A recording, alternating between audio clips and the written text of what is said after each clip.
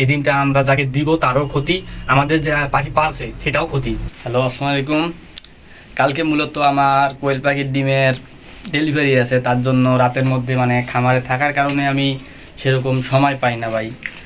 সময় না পাওয়ার কারণে আমাকে সেই হাঁসের খামার থেকে বাসায় আসার পর কোয়েল পাখির খামার মানে কোয়েল পাখির যে ডিমগুলো পালে সেগুলোর ডিম মনে করেন যে ডেলিভারি দেওয়ার জন্য রাতের মধ্যে খাঁচা ভর্তি করার পর যেগুলো ডিমের অর্ডার থাকে, মানে যারা বুকিং করে রাখে আমার কাছে থাকে যে ডিম লাগবে, তাদেরকে নিজে ডেলিভারি দিই বা আমার কাছে আসার পর মনে করেন যে আমার বাসা থেকে ডিম নিয়ে যায়। কিন্তু যারা আসতে পারে না দোকানি, তাদের কাছে আমার মাল পাঠিয়ে দিতে লাগে, তারা পাইকারি, তাদের কাছ থেকে অন্য পাইকাররা নিয়ে যায় ডিম। তার জন্যই মূলত আমাকে নিজেই ডিমগুলো মনে করেন যে ক্যারেটে বোঝাই করার পর সেগুলো মনে করেন যে তাদের কাছে পাঠিয়ে দিতে লাগে। আর যারা মনে করেন যে ডিম আমার কাছ থেকে বাসা থেকে নিয়ে যায় তাদেরকে মনে করেন যে আমার কোনো হয় না, মানে কী বলে আর কি বুঝতেই পারতেছেন আর কি।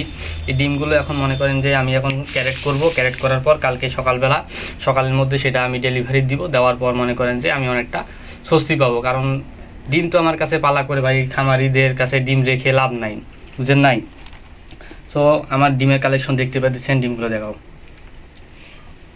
ডিমের কালেকশন আমার দেখতে পাইতেছেন, এগুলো দিনে প্রায় আমার 700-800 এরকম ডিম আসতেই থাকে। সেগুলো প্রতিদিনের ডিম প্রতিদিন সেল দিতে লাগে, কারণ ডিম স্টক করে আমাদের কাছে লাভ নাই।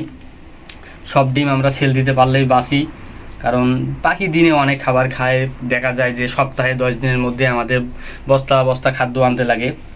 এই দেখেন ভাই, এই ডিমটা কিন্তু আমরা দিতে পারবো না, কারণ এই ডিমটা আমাদের ক্ষতি। এই ডিমটা আমরা যাকে দিব তারও ক্ষতি, আমাদের যে পাখি পারছে সেটাও ক্ষতি। সো এটা আমাদের বাসাতেই খাইতে লাগে। এটা নষ্ট, এটা মনে করেন যে সাইডে রেখে দিতে লাগবে। তাছাড়া আজকে মনে করেন যে ডিম সারাদিনে যেটা পারছে, কালকে রাত থেকে আজ পর্যন্ত পারছে, সেই ডিমটা মনে করেন যে কালকের মধ্যে চলে যাবে। আরও কিছু ডিম আছে আমার আম্মু ক্যারেট করছে,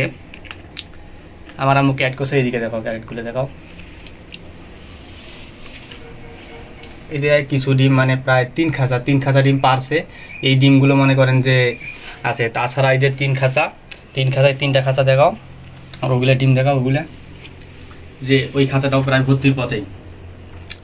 আরও রাতে মনে করেন যে এখনও ডিম উঠানো হয় নাই, সেই ডিমগুলো তুলতে লাগবে। তোলার পর মনে করেন যে এই যে খাঁচা ভর্তি করতেছি, মানে ক্যারেট ভর্তি করতেছি। ক্যারেট করার পর ক্যারেট আসলো, আরও মনে করেন যে ক্যারেট আরও রাতের মধ্যে চলে আসবে। অনেকগুলোই ক্যারেট নিয়ে আসে, প্রায় আমার 50টার মতো ক্যারেট আছে।